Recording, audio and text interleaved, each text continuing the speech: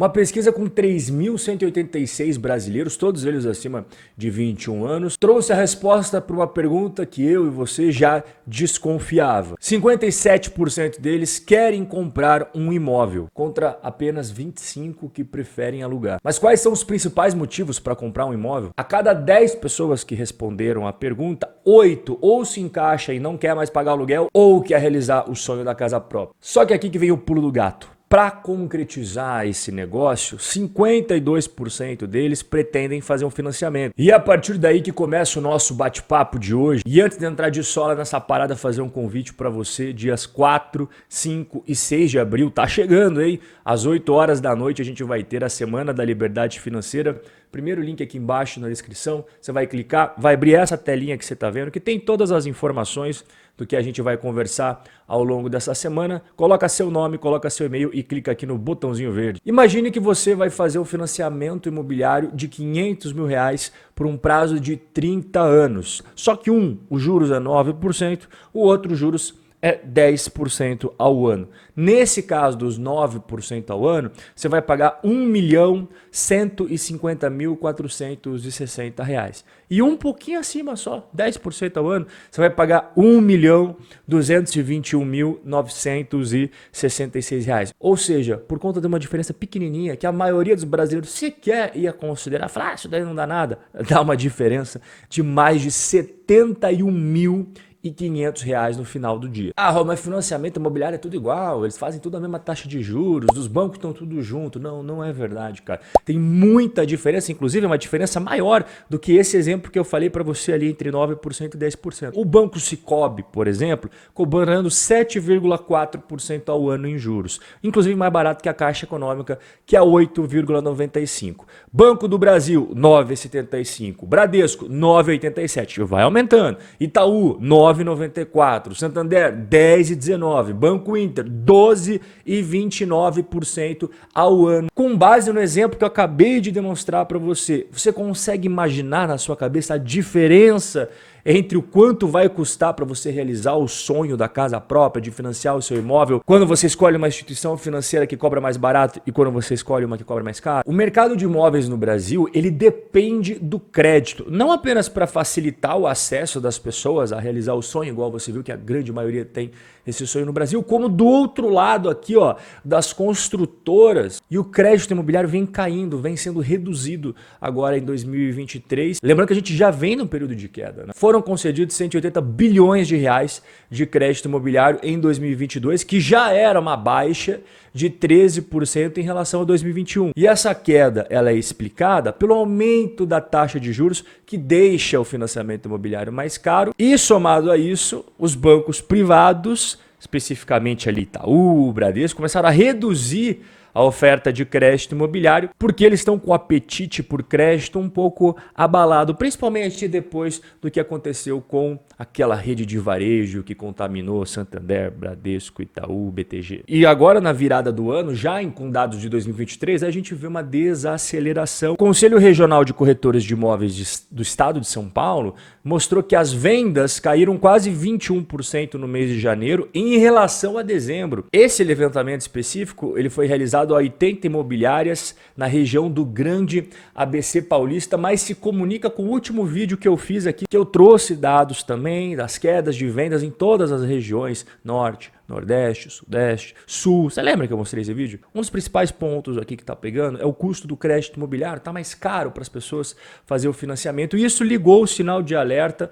para as incorporadoras imobiliárias que estão, inclusive, esperando mais dificuldade nas vendas daqui em diante, justamente porque os compradores estão mais assustados com o custo do crédito. Afinal de contas, o prazo de um financiamento imobiliário não é igual ao prazo de você financiar um micro-ondas, um fogão, uma geladeira. É 30 anos o mais comum. Inclusive, o presidente da Câmara Brasileira da Indústria da Construção falou que a taxa média de juros no crédito imobiliário chegou a 2 dígitos na segunda metade do ano passado, algo que não acontecia desde 2016. E ele já cantou a bola aqui, ó. teremos um cenário de financiamento mais difícil em 2023. E nessa quinta-feira, dia 16 de março, e nessa sexta-feira, dia 17 de março de 2023, a gente teve aqui a divulgação de resultados das construtoras brasileiras na Bolsa, que vai trazer para a gente um overview bem interessante da situação, bem atualizada, por sinal. A Trisul já de cara foi informando a queda no número de lançamentos de 42% de um ano contra o outro. E eles justificaram o motivo disso.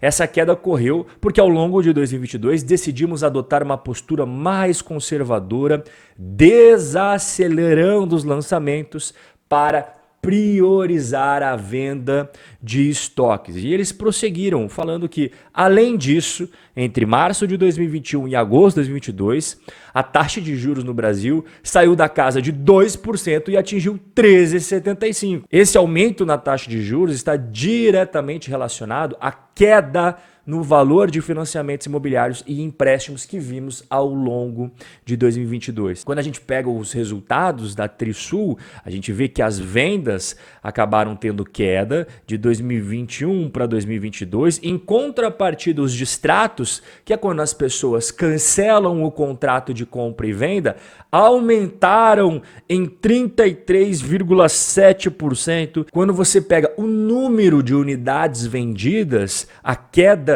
em 2022 foi de 22%. O nosso foco aqui hoje não é falar especificamente sobre análise fundamentalista de construtoras, isso eu vou deixar para um próximo vídeo. O nosso bate-papo hoje é focado aqui em entender melhor o ciclo do mercado imobiliário, mas apenas a título de curiosidade, a empresa teve uma queda no lucro de 43,7% de um ano contra o outro. Outra empresa que divulgou o seu resultado foi a EZTEC, e a administração fez o comentário que o ano de 2023 se inicia apontando alguns desafios já enfrentados em 2022, como por exemplo, pressão nas margens, ou seja, por quanto que a empresa consegue vender e o quanto que custou para fazer aquele empreendimento. A diferença é a margem, então as margens estão ficando pressionadas por conta da inflação nos custos dos projetos e dificuldade em repassar esse incremento no preço. E a própria empresa falou que o principal desafio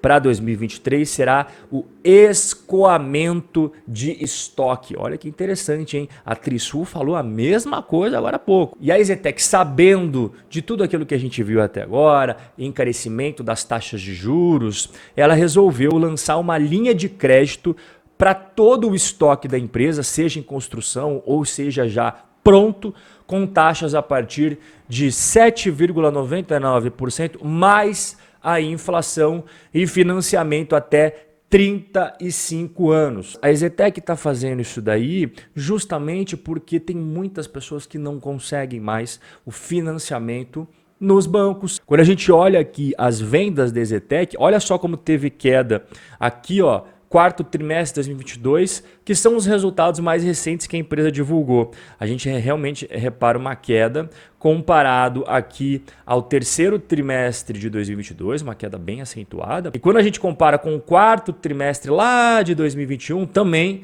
tivemos uma queda aqui nas vendas brutas e também nas vendas líquidas. A diferença entre venda bruta e venda líquida é que a venda líquida já é descontado os distratos. Como eu falei, eu vou explicar detalhadamente em outro vídeo, análise fundamentalista de construtoras, mas aqui como curiosidade está o lucro da EZTEC, que acabou despencando bem aí no quarto trimestre de 2022, foi só para 32 milhões, você vê a queda, né, que nós tivemos de um trimestre contra o outro, e na base anual também apresentamos uma queda. 2021 ela fechou com um lucro de 430 milhões, agora 324 milhões. Outra gigante foi a Cyrela, que ela mencionou que 2022 foram de vários obstáculos para o mercado imobiliário, crescente taxa de juros, inflação da construção civil, tudo caminhando exatamente no mesmo script do que todas as construtoras falaram até agora e tudo que a gente já falou também ao longo dos últimos vídeos. E eles também já cantaram a bola dizendo que o desafio para o ano de 2023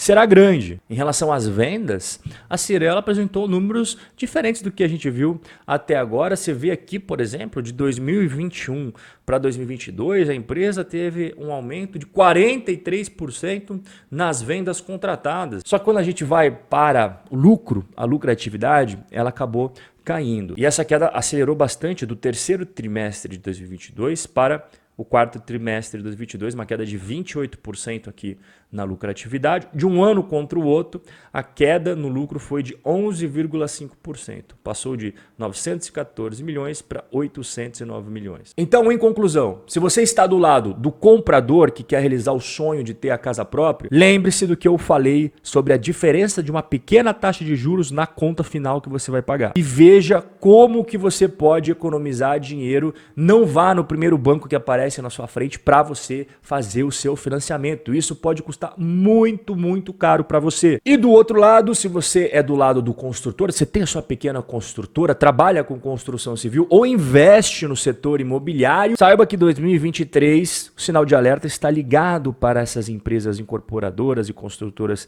imobiliárias devido à maior dificuldade de vendas daqui para frente, justamente por conta do aumento do crédito. O cenário de financiamento está bem difícil para 2023 e isso já começou a ser percebido nos últimos meses de 2022. A gente acabou de ver isso através do balanço de grandes empresas da Bolsa de Valores. Um forte abraço e a gente vai se ver no nosso próximo encontro.